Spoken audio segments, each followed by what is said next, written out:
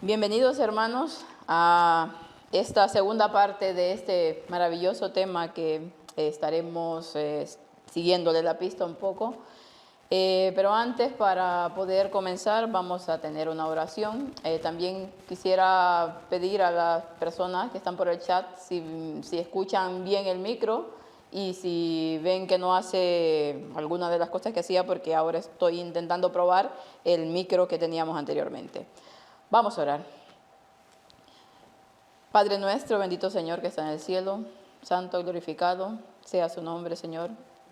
Gracias le damos por la oportunidad que me da de estar aquí, Señor, para poder mostrar, Señor, su palabra, mostrar la luz que usted va derramando a este pueblo, siendo que no somos merecedores de nada, Señor, porque sabemos que le fallamos constantemente, pero usted está ahí para con nosotros y su Espíritu Santo guiándonos de una manera impresionante.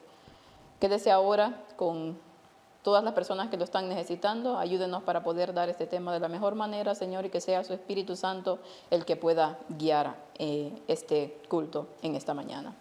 Guárdenos y acompáñenos siempre. Todo esto lo rogamos en el bendito nombre de su Hijo amado Cristo Jesús, con el perdón de nuestros pecados. Amén. Como lo mencionaba al principio, tenemos este tema que comencé hace más o menos un mes o 3 semanas, que se titula La Iglesia de Filadelfia y la llave de David. Esta portada un poco vislumbra lo que trataremos en esta mañana.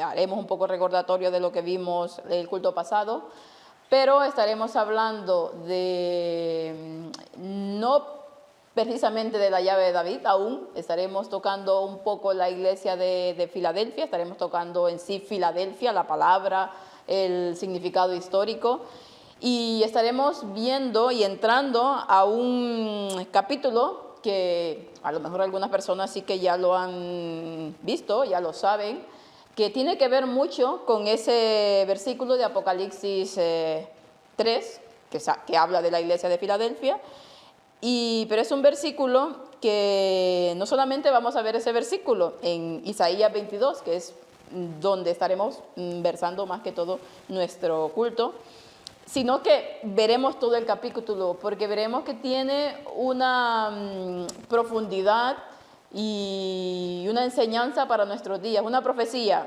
que lógicamente fue para este tiempo, pero como siempre lo decimos, todo tiene esa doble aplicación en la profecía, y veremos cosas muy interesantes porque nos va a llevar a ver que en este tema de la iglesia de Filadelfia, como lo mencionábamos al principio, hay mucho que aprender todavía.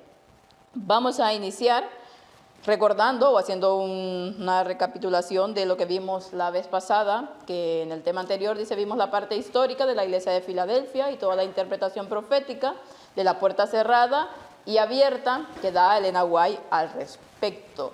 Y mencionamos que todo esto podría tener un doble cumplimiento.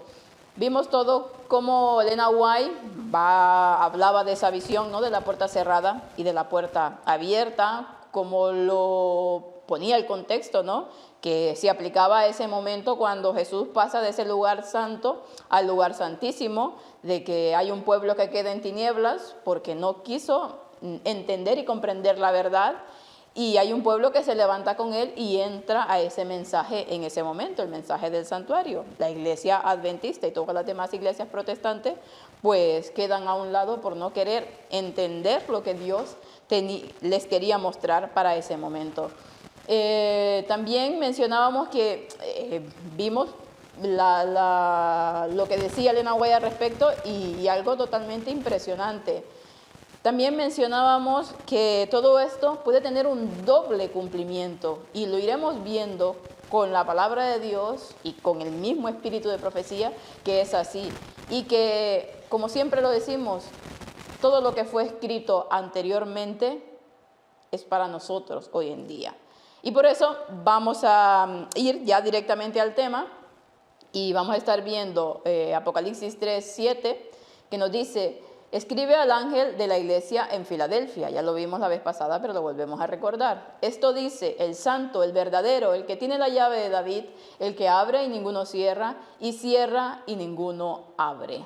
Aquí tenemos a Juan en esta visión que Dios le da. Y nos habla de que esto dice el santo, el verdadero, el que tiene la llave de David. ¿Quién es el santo? ¿Quién es el verdadero? Lógicamente es nuestro Señor, ¿no? Cristo. Él es el que tiene la llave de David. Pero iremos viendo que esa llave, de lo que nos está hablando aquí, que tiene también un gran significado, hoy no lo veremos, pero a medida vamos desarrollando estos cultos, iremos viendo más acerca de la llave de David. Esa llave, también el Señor puede poner a alguien custodiando esa llave que es la que abre esa puerta maravillosa que Dios nos da. Ya estuvimos viendo también en algunos escritos de Elena White. Y Él se la da a quien quiere. Iremos realmente viendo algunos escritos incluso de católicos, que lógicamente siempre nos mezclan verdad con mentira, ¿no? Pero que son muy, muy interesantes. Vamos a entrar directamente al significado de Filadelfia en el diccionario bíblico Strong, como siempre lo hacemos, para ver que como la palabra de Dios, el idioma hebreo es tan, o el griego en este caso, que es la Filadelfia, es tan amplio y no solamente se queda ahí en la palabra, sino que tiene más significado, y es lo que vamos a ver ahora. Filadelfia, dice el 53-59 de Filadelfos, un rey de Pérgamo, Filadelfia, un lugar en Asia. Y esto nos dice que viene de la 53-61, que también está incluida la 53-60, Filadelfia, afecto fraternal, amor fraternal, afecto, y Filadelfos, que ama a los hermanos, fraternal, y amar fraternalmente. También nos habla de otras referencias, que es la 53-84 y la 80, y vamos a ver lo que nos dice la 53-84. Filo dice querido, amigo, amar, amistoso, también como sustantivo. Asociado dice vecino, amigo, nos vuelve a hablar.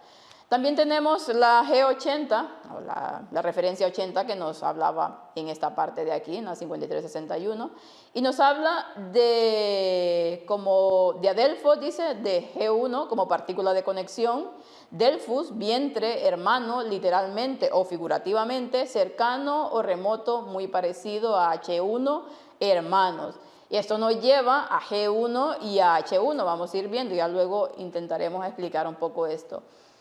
El G1 resulta que es alfa, que es la primera letra del alfabeto griego, ¿no? Figurativamente, solamente de uso numeral, de origen hebreo, sí, y el primero alfa, dice, a menudo usada por general antes de una vocal, también en composición como contracción de G427, que G427, no lo quise poner aquí todo, sino que saqué lo más importante, que G427 quiere decir sin, en el sentido de privación, ya nos dice aquí, así es en muchas palabras que empiezan con esta letra, ocasionalmente en el sentido de unión, como contracción de G260, que quiere decir precisamente esto, con o juntamente. Seguimos con la otra referencia que nos da, H1. Ab, que esta es la parte hebrea. Palabra primaria, dice, padre en aplicación literalmente e inmedia o figurativamente y remota, abuelo, antepasado, descendencia, padre, paterno, por patrimonio principal y comparte nombres en Abi. Luego, si nosotros, yo ya no lo quise poner para no hacer larga la cuestión, pero vamos viendo cada uno de los cognados que nos sale aquí en la aplicación de My Bible, donde sale el diccionario Strong y que nos va dando estas referencias, pues en uno de estos cognados resulta que nos sale hasta el mar Mediterráneo. Ya, lógicamente que la parte que está hablando aquí, que está hablando Juan, estaban por esos lados, pero iremos viendo más acerca de esto. Entonces, cuando juntamos todas las referencias que nos daban aquí y su significado de lo que dice el diccionario bíblico Strong, tenemos que el significado de Filadelfia, afecto fraternal, que ama a los hermanos, fraternal, amigo, amar, querido, hermano, Alfa, padre y descendencia.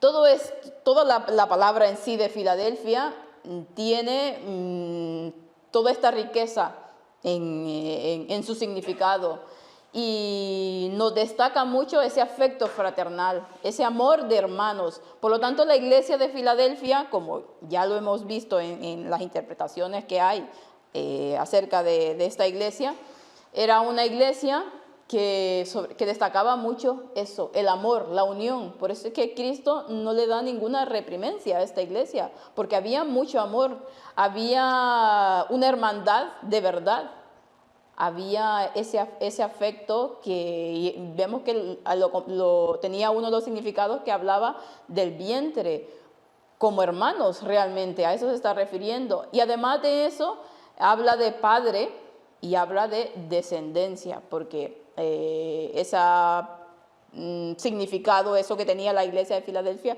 iba a ser traspasado hasta el tiempo del fin, y es lo que iremos viendo. También vamos a ver otra explicación que nos dan de Filadelfia, y vamos a destacar cosas muy importantes, impresionantes, que yo no sabía. A lo mejor algunos lo sepan, pero al menos yo no lo sabía. De unas páginas que aparecen en internet de estas, no vamos a ver absolutamente todo, iremos viendo solamente algunas cosas. Por ejemplo, aquí la ubicación de Filadelfia. Actualmente dice, la ciudad de Filadelfia es conocida como Al-Seir en Turquía, y fue fundada en el 189 a.C. por el rey Eumenes II de Pérgamo. Eumenes le dio el nombre a la ciudad por amor a su hermano, que se convertiría en su sucesor, Átalo II, cuya lealtad le hizo ganarse el epíteto Filadelfo, que significa literalmente el que ama a su hermano. Vemos aquí que entonces el significado, como ya lo hemos visto en el diccionario bíblico Strong, tiene todo esto, el que ama literalmente a su hermano. Dios le da la revelación a Juan y utiliza esa ciudad, ¿no?, en ese momento. Todo lo que conocía, ya veremos que también lo de la puerta abierta también existía ahí, en ese lugar, y por eso Cristo iba tomando todo esto de lo que ellos conocían para irles dando la profecía. Nos habla de que la ciudad es probablemente mejor conocida por ser una de las 7 iglesias de Asia Menor en el libro de Apocalipsis, siendo esta, bueno, no lo vamos a terminar de leer todo esto porque yo quiero llegar a los puntos más importantes, si no se nos alarga el culto. De aquí, su ubicación actualmente está en Turquía, y ya vemos de dónde proviene su nombre, ¿no? Nos habla de la descripción de Filadelfia. Es la más joven de las 7 iglesias de Asia Menor tratadas en Apocalipsis, remontándose en el 140 a.C. aproximadamente. Cambió de nombre al menos 3 veces, nos dice aquí. Fue fundada con el propósito de ser un puente para difundir la cultura, las costumbres y la lengua griega a Lidia y Frigia. De modo que desde el inicio fue una ciudad misionera, porque en ella se hacía todo lo posible para difundir la lealtad al helenismo. Luego ya iremos destacando estas partes. Su ubicación era, por un lado, muy favorable, dice. Esto por 2 razones. Estaba ubicada estratégicamente a lo largo de una carretera muy frecuentada que unía el este de Asia con el oeste, lo que le ganó un título, la Puerta al Este. Era una zona volcánica y las cenizas caídas hacían que el suelo fuera muy fértil. Se dice que la ciudad estaba salpicada de viñedos, de modo que llegó a ser conocida por sus vinos y bebidas.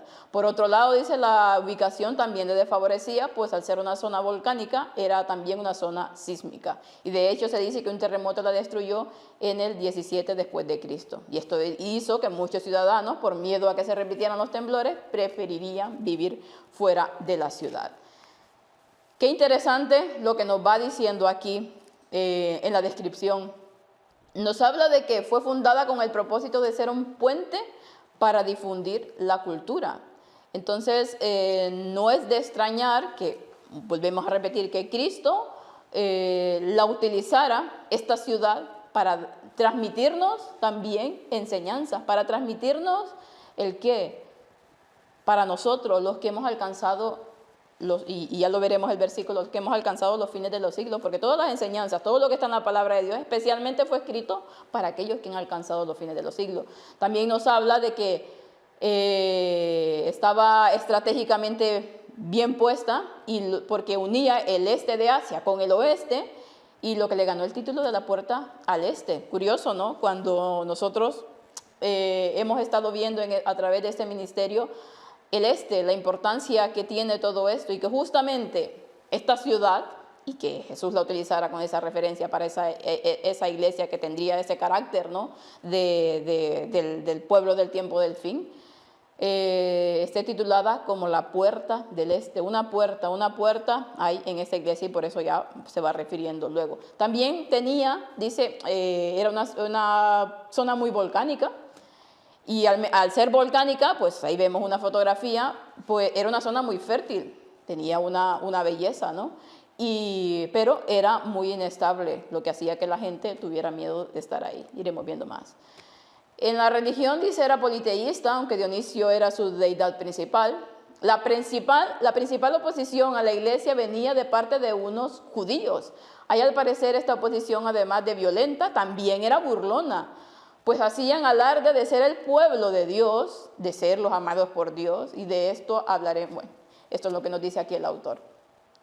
Dice, solo en las cartas de Esmirna y Filadelfia, las dos iglesias que no recibieron reproches, se mencionan comunidades judías que hacían oposición, y las cuales fueron llamadas por Cristo también como sinagoga de Satanás, que eso también estaremos ampliando porque es muy, muy interesante. Entonces, tenemos aquí que la iglesia de Filadelfia tenía oposiciones, y ya lo menciona, ¿no? Apocalipsis, y sus principales oponentes eran los propios judíos, ¿no?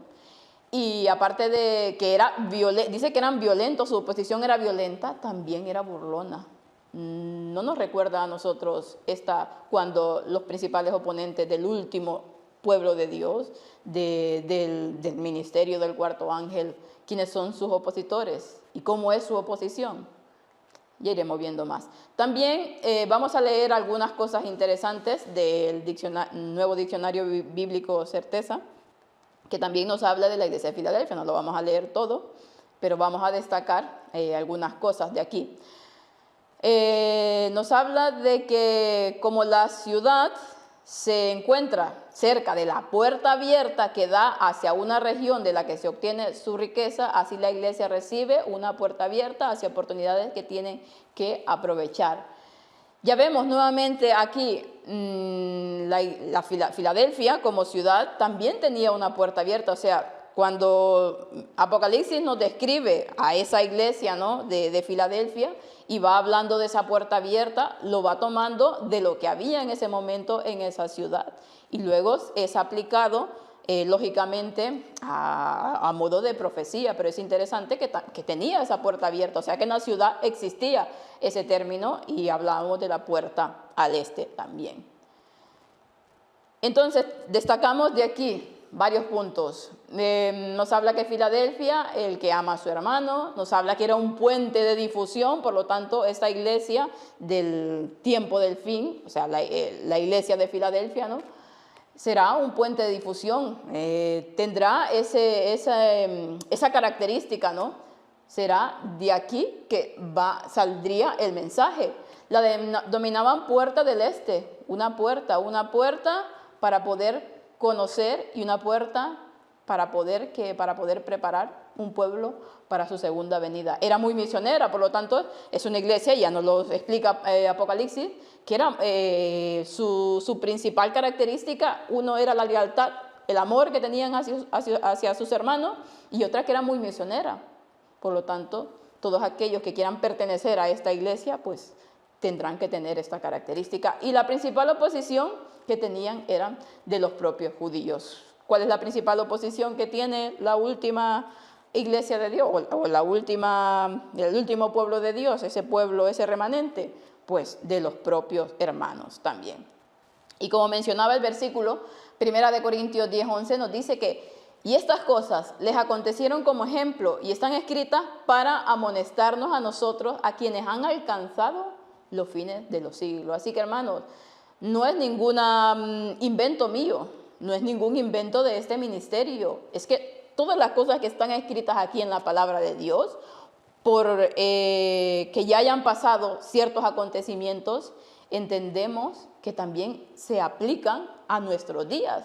Aquellos que hemos alcanzado los fines de este siglo, ¿quiénes son? El pueblo remanente, hoy actualmente, aquellos que pertenecen al mensaje del cuarto ángel, al mensaje del tercer Elías. Por lo tanto, todo esto que está escrito aquí, que estamos hablando de esta iglesia, ha sido escrito también para nosotros. Y iremos viendo más. Ahora ya vamos a pasar directamente a esta profecía que se encuentra en Isaías 22, que es muy interesante. Ya lo iremos viendo.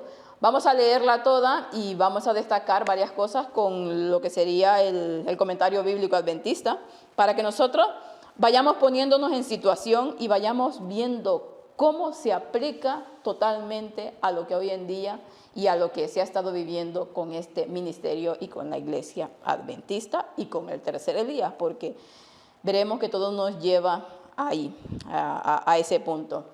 Vamos a leerla toda y luego ya iremos destacando. Lógicamente hoy no vamos a poder descifrar todos estos versículos por el tiempo, llegaremos hasta cierta parte, pero que es muy, muy interesante. Leeremos todo el capítulo para ponernos en contexto y luego iremos explicando cosas acerca de esta profecía. Isaías 22, versículos de, todo el capítulo, ¿no? Profecía sobre el valle de la visión. ¿Qué tienes ahora que con todos los tuyos has subido sobre los terrados? Tú, llena de alborotos, ciudad turbulenta, ciudad alegre, tus muertos no son muertos a espada ni muertos en guerra. Todos tus principales juntos huyeron del arco, fueron atados todos los que en ti se hallaron, fueron atados juntamente aunque habían huido lejos. Por esto dije, dejadme, lloraré amargamente, no os afanéis por consolarme de la destrucción de la hija de mi pueblo. Porque días de alboroto, de angustia y de confusión de parte del Señor, Jehová de los ejércitos, en el valle de la visión, para derribar el muro y clamar al monte. Y Elán tomó al Jaba con carros y con jinetes, y Kir sacó el escudo. Tus hermosos valles fueron llenos de carros, y los de a caballo acamparon a la puerta. Y desnudó la cubierta de Judá, y miraste en aquel día hacia la casa de armas del bosque. ¿Visteis la brecha de la ciudad de David, que se multiplicaron y recogisteis las aguas del estanque de abajo y contasteis las casas de Jerusalén y derribasteis casas para fortificar el muro? Hicisteis foso entre los dos muros para las aguas del estanque viejo y no tuvisteis respeto al que lo hizo, ni mirasteis de lejos al que lo labró. Por tanto, el Señor, Jehová de los ejércitos, llamó este día a llanto, a endechas, a raparse el cabello y a vestir cilicio, y he aquí gozo y alegría, matando vacas y degollando ovejas, comiendo carne y bebiendo vino, diciendo, comamos y bebamos, porque mañana moriremos. Esto fue revelado a mis oídos de parte de Jehová de los ejércitos, que este pecado no será perdonado hasta que muráis, dice el Señor, Jehová de los ejércitos. Jehová de los ejércitos dice así, ve y entra a este tesorero, a Sebna, el mayordomo, y dile, ¿qué tienes tú aquí? ¿O a quién tienes aquí que labraste aquí sepulcro para ti, como el que en lugar alto labra su sepultura, o el que se esculpe para sí morada en una peña? He aquí que Jehová te transportará en duro cautiverio, y de cierto te cubrirá el rostro.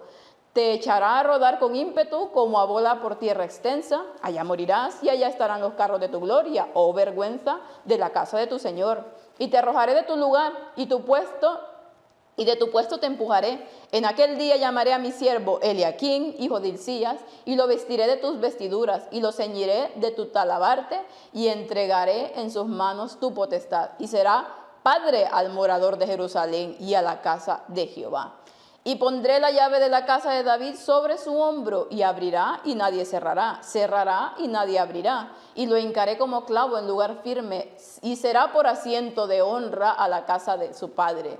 Colgarán de él toda la honra de la casa de su padre, y los hijos, los nietos, todos los vasos menores, desde las tazas hasta toda clase de jarros. En aquel día, dice Jehová de los ejércitos, el clavo hincado en lugar firme será quitado, será quebrado y caerá, y la carga que sobre él se puso se echará a perder, porque Jehová habló.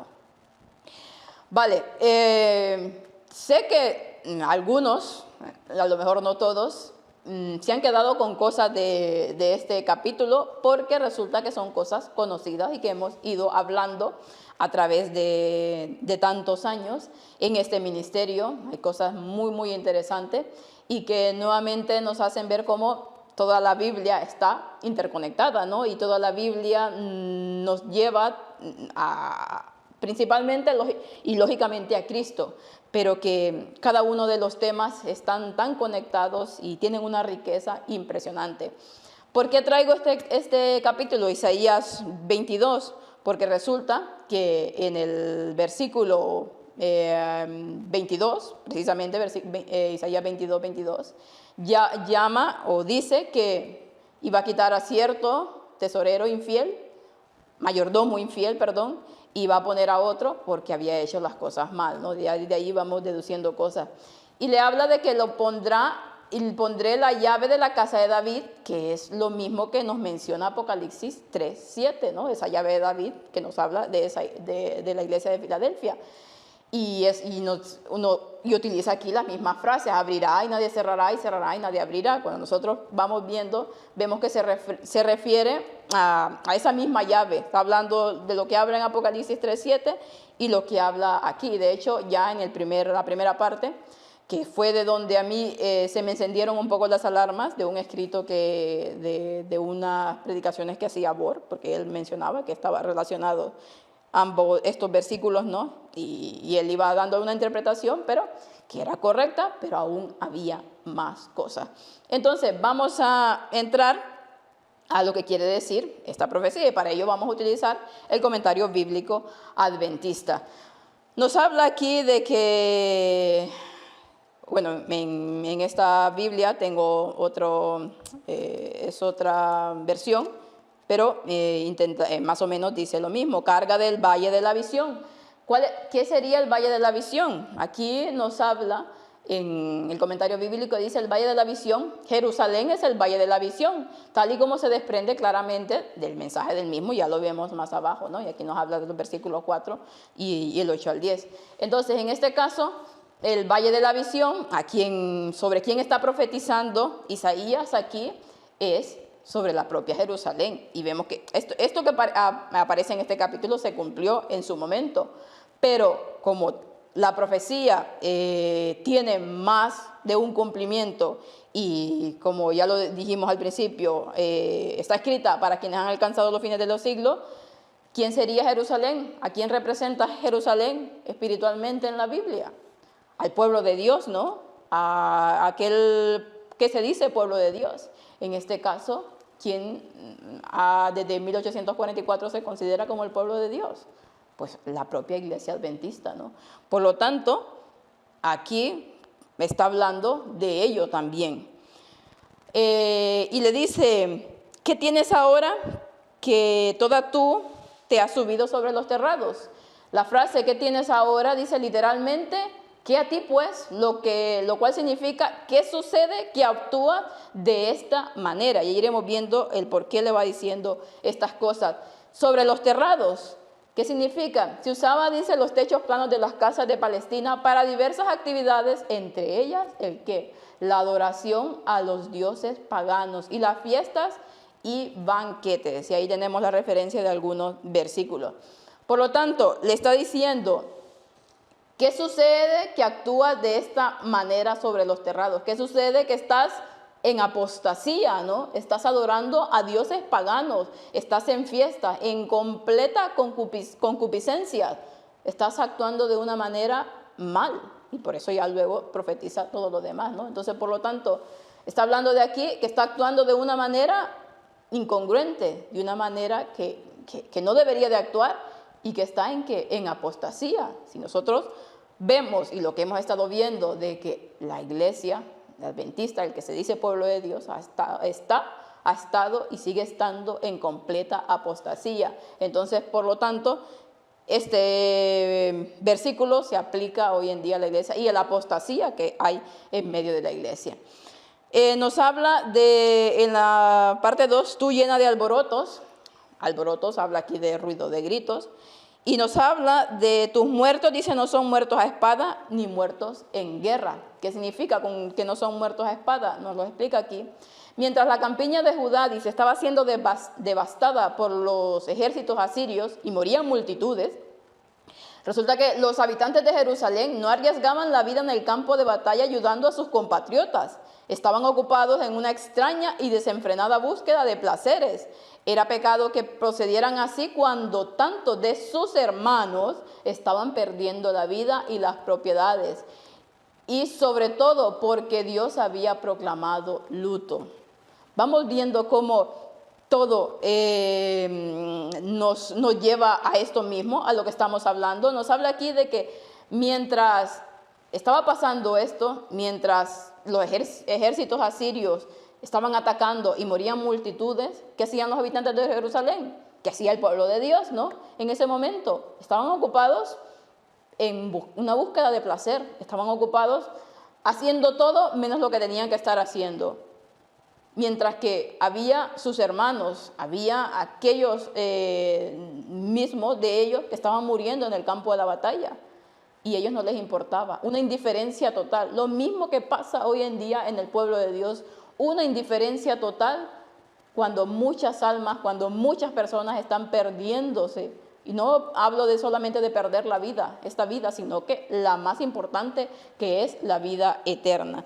A esto se refiere con este versículo. Luego nos habla de tus príncipes, en el versículo 3, tus príncipes huyeron juntos y fueron atados por los arqueros, y por todos los que en ti se hallaron fueron atados juntamente, aunque lejos habían huido. ¿A qué se refiere con esto? Pues aquí el comentario bíblico nos dice que posiblemente Isaías se refiere a un momento de tregua en el sitio de Jerusalén, ocasionado por la llegada de Tiraca y su ejército etíope, los que proporcionó en algunos de los dirigentes de Jerusalén la oportunidad de huir de la ciudad. Esa cesación de asedio, dice, aunque fuera por poco tiempo, bien pudo ser considerado por el pueblo de Jerusalén como el fin del peligro asirio, lo que podría haber llevado a un regocijo general. Y del arco fueron atados, dice, es difícil la interpretación de esta parte del versículo porque el hebreo no es claro. Esta traducción dice, traduce que del arco escapaban, otra reza que por los flecheros son atados y la otra han sido apresados sin la defensa del arco. Esta última interpretación daría a entender que habían intentado escapar, pero fueron apresados sin armas, sin haber participado en la batalla. Por lo tanto, hablemos un pueblo aquí de los dirigentes, ¿no? En este caso que huyen, que no quieren tomar parte ya en esto y por lo tanto dejan al pueblo así, sin nada, ¿no? Lo que es cobardes al fin y al cabo. Vamos a ver el versículo 4, nos dice, Isaías dice, dejadme. Isaías se siente muy afectado por la triste situación de Jerusalén y pide que lo dejen solo con su tristeza. Más tarde Jeremías también lloró amargamente por la suerte de la ciudad, la cual también llamó la hija de mi pueblo. Por lo tanto, aquí Isaías, el profeta de Dios, estaba muy afligido porque estaba viendo las barbaridades que estaban pasando, que el pueblo de Dios estaba siendo atacado de esta manera y los demás, de ahí el pueblo, no se inmutaba, una indiferencia, como ya lo hemos dicho, total. Día este alboroto, dice, Isaías describe un día de angustia y confusión cuando el enemigo rodea la ciudad y rompe los muros con máquinas de guerra y el pueblo clama a los montes en angustia. Nos habla aquí que día de alboroto, día de atropello, día de confusión, de parte del Señor Jehová de los ejércitos en el valle de la visión para derribar el muro y clamar a las montañas. Todo esto que les estaba pasando justamente en estos momentos, la desgracia que les estaba viniendo, era por no hacer la voluntad de Dios. Ya lo sabemos que el pueblo de Dios, cuando no hacía las cosas que tenía que hacer, les venía estas cosas como consecuencia de su idolatría, como consecuencia de su apostasía. Y en estos momentos, pues, estaban recibiendo lo que realmente se merecían. Nos habla aquí de que Elán tomó Al-Jaba. Entre las fuerzas asirias dice que invadieron el territorio de Judá, había arqueros especializados. Bueno, y nos habla de Kir, que tampoco esto lo vamos a leer, vamos a ir a las partes más importantes. Desnudó la cubierta, dice, es decir, bueno, lo dejo aquí para que las personas lo puedan, si no tienen el comentario bíblico, lo puedan leer cuando detengan la imagen, ¿no? Luego que el culto ya quede subido. Es decir, dice, cuando habla aquí de que desnudó las cubiertas, es decir, reveló las defensas secretas de Judá, por lo cual pudo derrotar a la nación. ¿Pero por qué? ¿Por qué pasó esto? Bueno, ya lo dijimos, ¿no? Anteriormente, que el pueblo no estaba haciendo las cosas que tenían que hacer, por lo tanto se habían descuidado. Habían descuidado y se habían revelado las defensas secretas de Judá. Por lo tanto, fue más fácil el asedio, no fue más fácil todo lo que iban a hacer. Pero culpa del mismo pueblo, que hoy en día, ¿qué está pasando? La indiferencia, la tibieza, al estar muertos en todo lo que se está muerto dentro del pueblo de Dios, una relajación, por lo tanto se descuida completamente la salvación. ¿Y qué pasa? Luego viene el enemigo y nos ataca con todo. Luego tenemos la parte que nos habla de al que lo hizo, que es del mismo versículo 8, ahí estamos viendo. Muchos de los habitantes de Jerusalén, dice, ya no buscaban la protección de Dios, sino que dependían de sus propios recursos e invenciones. Olvidaron que Jehová era el verdadero fundador y artífice de la ciudad y que solo Él podría proporcionar la ayuda necesaria en tiempo de angustia. Aquí nos dice que ellos, en lugar de ir a Dios, de pedir la protección de Dios, ¿qué hicieron? Pues buscar la ayuda humana, buscar el brazo humano, como generalmente pasa cuando hay una apostasía que está haciendo el pueblo de Dios, o el llamado pueblo de Dios hoy en día. No es lo mismo, no es buscar estar bien con los gobiernos, estar bien entre las religiones para que no les pase absolutamente nada, buscando el brazo humano en lugar de buscar el brazo de Dios. Volvemos a repetirlo, es que es una total enseñanza a lo que hoy en día está pasando. Aquí nos habla del versículo 12, por tanto el Señor Jehová de los ejércitos llamó este día llanto, endechas, a raparse el cabello y a vestirse de cilicio. El peligro que se cernía sobre la ciudad debería de haber llevado al pueblo al arrepentimiento y a la oración. Así ocurrió con Ezequías, dice, en vista de que vendría el día de Jehová. También Joel exhortó al pueblo para que se volviera al Señor con ayuno y llanto, a fin de que el Señor fuera misericordioso con ellos. Dios llama a que todo esto está pasando, pues llama a que se arrepientan, ¿no? Llama a que, aquí en este caso, se vistan de cilicio, lloren por lo que está pasando, se conmuevan para hacer la voluntad de Dios, pero el pueblo de Dios no hizo tal cosa. He aquí gozo y alegría, dice, a pesar de su situación desesperada, el pueblo no se volvió a Dios, sino que continuó en borracheras, banqueteos, se habían entregado a una sensualidad desenfrenada, de la cual nada podía ya apartarlos. Y esto nos habla de compararlo con lo que Pablo explica en 1 Corintios 15:32. Por lo tanto, a pesar de que Dios los llama al arrepentimiento, Dios los llama a que realmente busquen y hagan la voluntad del Señor. ¿Qué hizo el pueblo? ¿Hizo caso? No. Siguió en su fiesta, siguió en su paganismo, siguió en su apostasía. Se habían entregado, nos habla aquí, a una sensualidad desenfrenada, de la cual ya no podían apartarse. Se habían entregado a una idolatría, a un fanatismo. Todo esto, lo que acompaña el rebelarse contra Dios, que ya no podían apartarse. Por lo tanto, ¿qué ha pasado hoy en día con el pueblo adventista? Hablo de la iglesia en general, no de sus miembros, no, porque aún hay miembros que realmente son fieles a Dios, pero se han entregado a una completa apostasía, a un ecumenismo, a un coqueteo con Roma. ¿No lo hemos visto nosotros a través de todos estos años? Y va pasando las cosas y el pueblo no le importa, no van al arrepentimiento, sino que siguen en sus fiestas y en su apostasía. El versículo 14 nos dice, esto fue revelado a mis oídos de parte de Jehová de los ejércitos, que este pecado, la apostasía en la que estaban, no os será perdonado hasta que muráis, dice el Señor de los ejércitos. El pueblo rehusó volverse a Jehová, y su iniquidad no podía ser perdonada. No se trata de un decreto arbitrario de parte de Dios. El Señor no podía salvarlo mientras persistiera en su impiedad. Entonces, vamos a ver a qué se refiere con eso de muráis, de que este pecado no le sería perdonado hasta que muráis, porque veremos cosas interesantes. Vamos a utilizar siempre el diccionario bíblico Strong para la palabra muráis.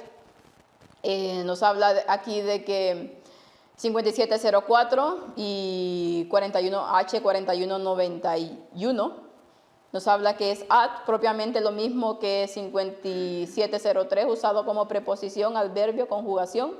Específicamente perposición dice en tanto, en cuanto o siempre y cuando, sea despacio, incluso hasta tiempo, durante, mientras, hasta, o grado, dice figurativamente antes, aún, como, aún, cuanto, entre tanto, hasta cuándo, nunca más, para siempre, perpetuo. Y luego tenemos lo que nos dice aquí, la 5704 y 4191 y luego la 5703. Propiamente término dice perentorio, duración en sentido de avance o perpetuidad. Antiguo, eternamente, eternidad, eterno, perpetuamente, perpetuo y siempre. Y la 5710 nos habla de avanzar, pasar, continuar, remover, engalanar, ponerse encima, un adorno, adornarse, ataviarse, pasar y quitar. Por lo tanto, el pecado o su apostasía le iba a ser perdonado al pueblo de Dios, como nos dice aquí. No, aquí nos habla hasta que muráis, por lo cual quiere decir que sería perpetuo, para siempre.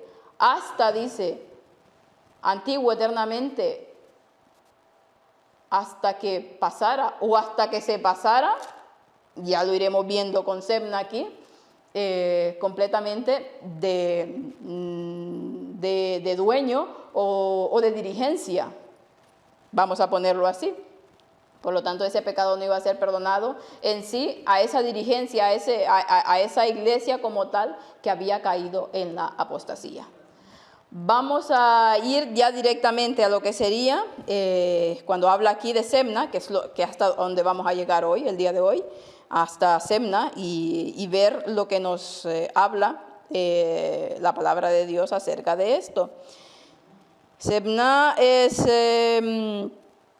vamos a ver, acá. Dice, ¿qué tienes tú? Perdón que me he perdido dónde estaba Sebna. A ver qué versículo es. Ahora aquí, el 15, el 22:15.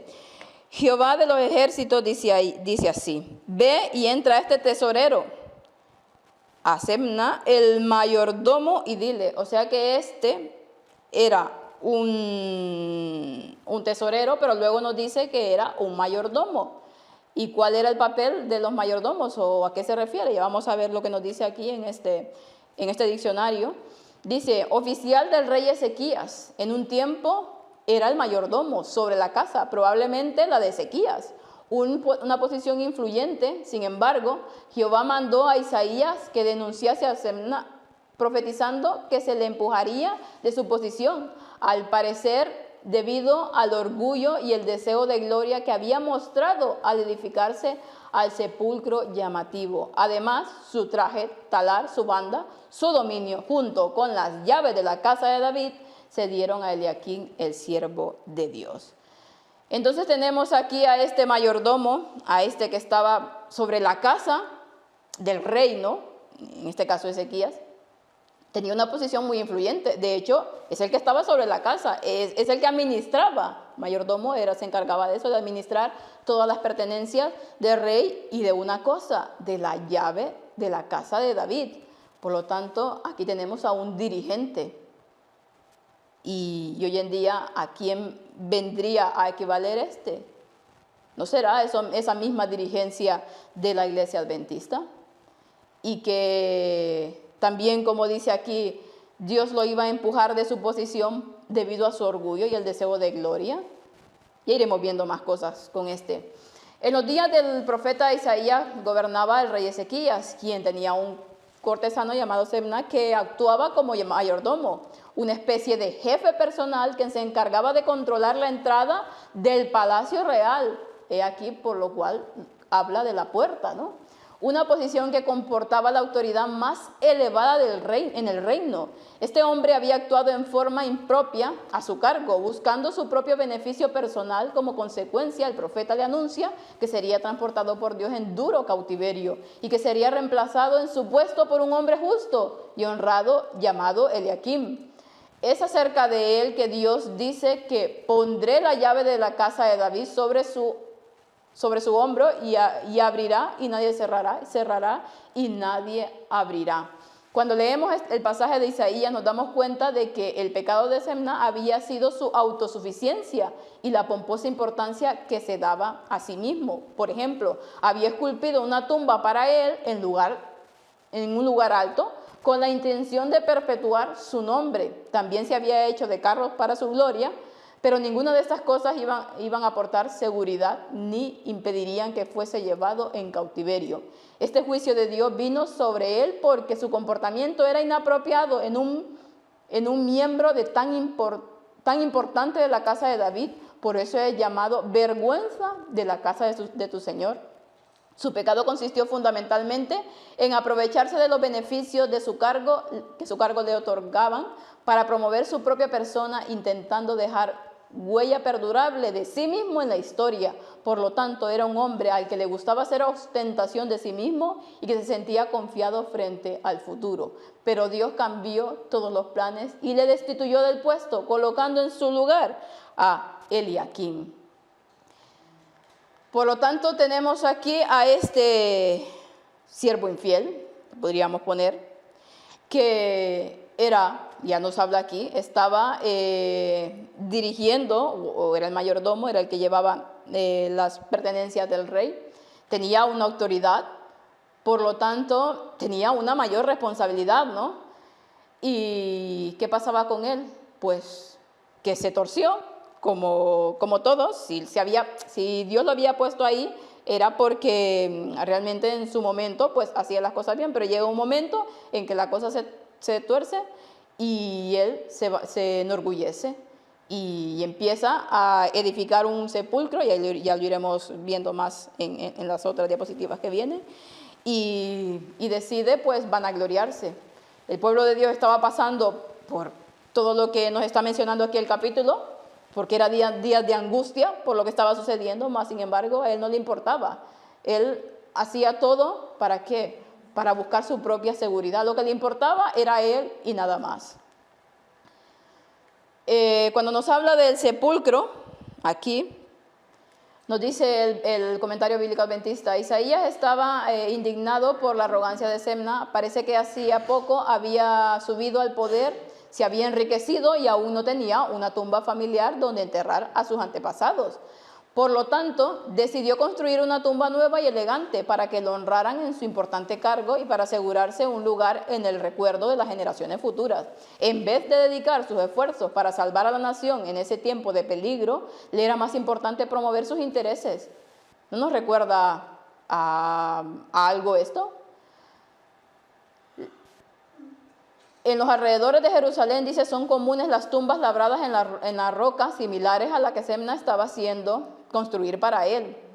Luego nos habla aquí que el profesor Abigat ha identificado la tumba de Semna como una que se encuentra en la ladera del Monte de los Olivos, descubierta hace muchos siglos y de la cual fue llevada una inscripción al Museo Británico. Esta inscripción, escrita en el estilo de la época de Ezequías, dice: este es el sepulcro de Sheban, Yahú, quien está sobre la casa. Aquí no hay plata ni oro, sino con él sus huesos y los huesos de su sierva esposa. Maldito el hombre que lo abra. Los corchetes, dice, indican una restauración conjetural de las porciones del texto. Están incompletas y no son elegibles. Por lo tanto, cuando se refiere a ese sepulcro, era justamente en esos momentos, como ya lo mencionábamos, era un momento de difícil situación para el pueblo de Dios, y pues decide labrarse un sepulcro caro, porque ya nos menciona aquí que estaba invirtiendo todo sumas de dinero, y el pueblo se estaba muriendo por todo el asedio, y no le interesaba nada más que él. Por lo tanto, ¿qué ha pasado con la dirigencia del llamado pueblo de Dios? Con estos que Dios puso para poder guiar a un pueblo para esa segunda venida. Han decidido completamente olvidarse del pueblo y solamente pensar en ellos mismos, tal y como lo hacía este mayordomo. Han sido totalmente infieles, lo que ha llevado a que el pueblo de Dios también esté en esa apostasía. También nos habla de cuando Dios le dice que lo iba a transportar a duro cautiverio y de cierto te cubrirán tu rostro. Jehová te lanzará con gran lanzamiento, dice Semna, no ocuparía la tumba, sino que perecería en un país extranjero.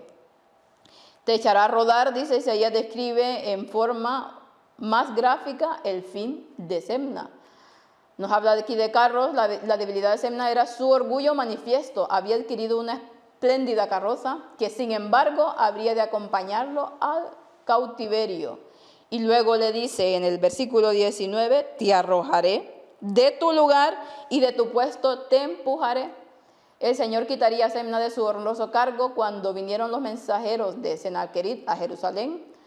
Ya ocupaba su puesto como mayordomo, mientras él desempeñaba el cargo inferior de escriba. Y eso nos lo dice más adelante en este mismo libro de Isaías. Aunque algunos dicen que no era este mismo Semna, sino que era otro. Pero bueno, esto queda un poco que no se sabe definir.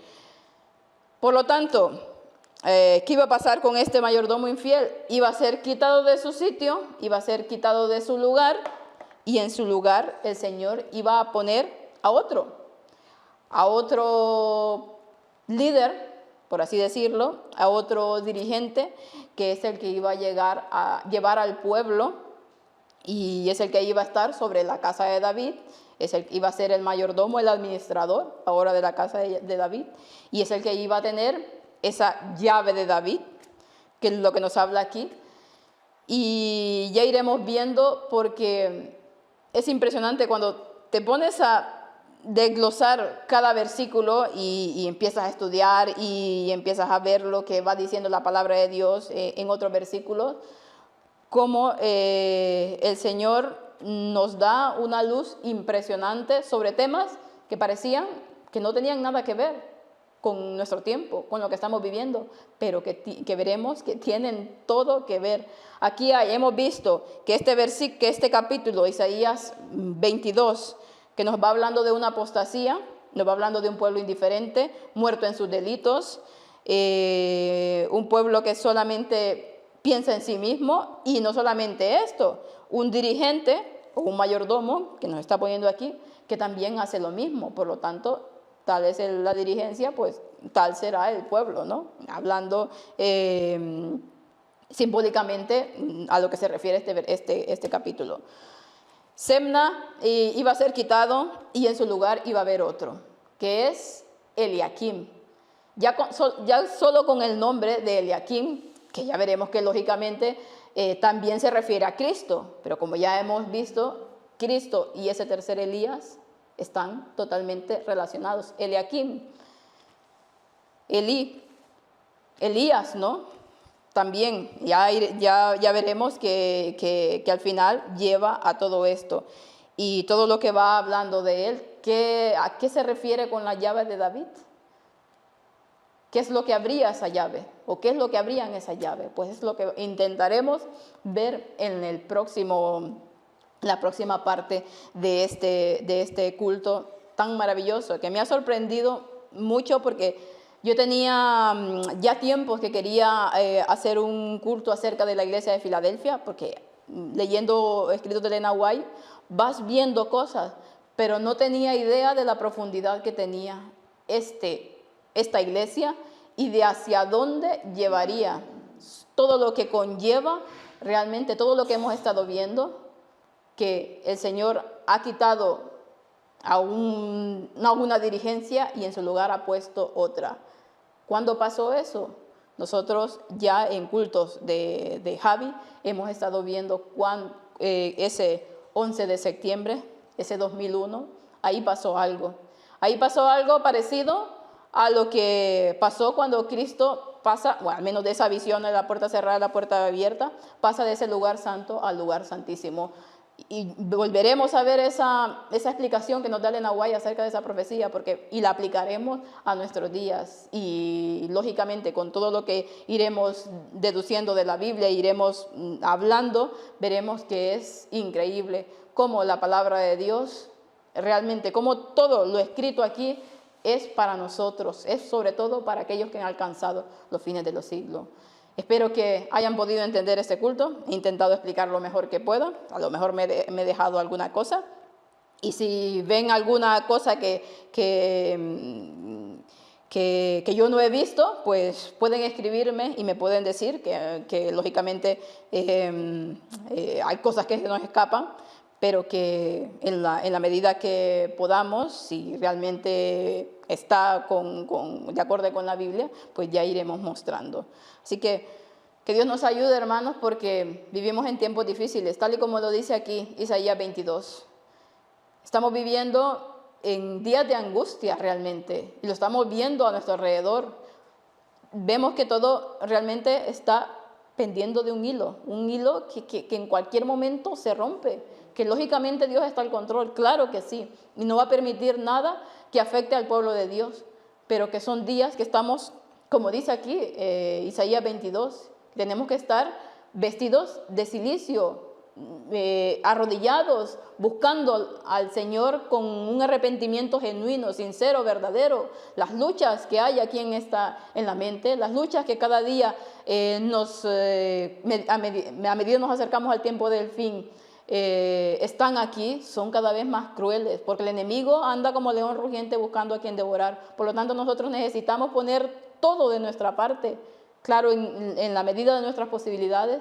¿Para qué? Para hacer que Dios esté con nosotros, para hacer que el Espíritu Santo nos vaya cambiando, porque es la única manera en cómo podemos llegar de pie a esa segunda venida, los que lleguen, que serán esos 144,000. Así que el Señor nos ayude, porque no es fácil, como siempre les digo, no es nada fácil, pero con Dios todo es posible, como nos dice Filipenses.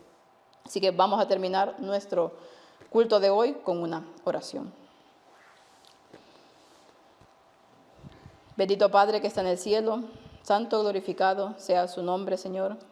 Gracias le damos por permitirnos, Señor, estar aquí, por toda esta luz tan maravillosa que está revelando, porque nos permite, Señor, entender su palabra. Sabemos que, vuelvo a repetir, no somos merecedores de nada, pero usted nos da esa sabiduría que tanto necesitamos para poder prepararnos y para preparar a un pueblo para su segunda venida.